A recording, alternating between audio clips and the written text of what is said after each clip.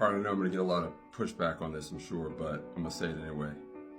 Just because someone initiates a separation or divorce doesn't mean that they were less committed.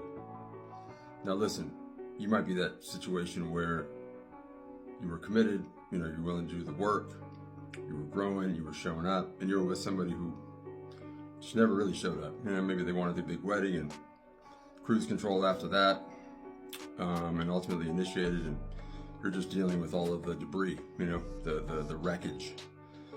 And so obviously there's gonna be a lot of anger, a lot of hurt there. I'm not speaking to a situation like that where someone just comes in and just takes a flamethrower to your life. Although for me, I've been in situations like that in past relationships, and I have to then look at myself, how do I see myself? What do I think I'm worth? How did I end up choosing that person, right? But that's a separate conversation. The point right now is that sometimes somebody's in a relationship and they're with someone who's just in cruise control, and that person's not going to probably ever leave, and so they leave. Now, I'm far enough away from it now where I can look and say, damn, I need to send her a thank you note for initiating.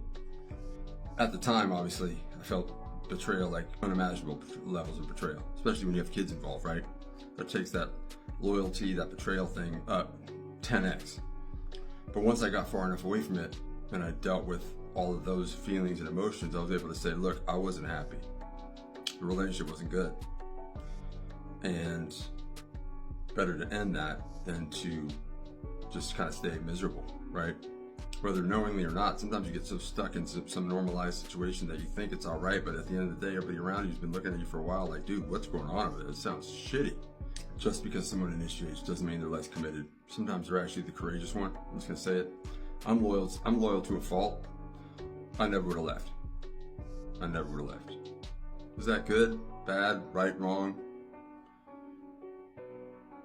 But I'm appreciative that she pulled the trigger on that.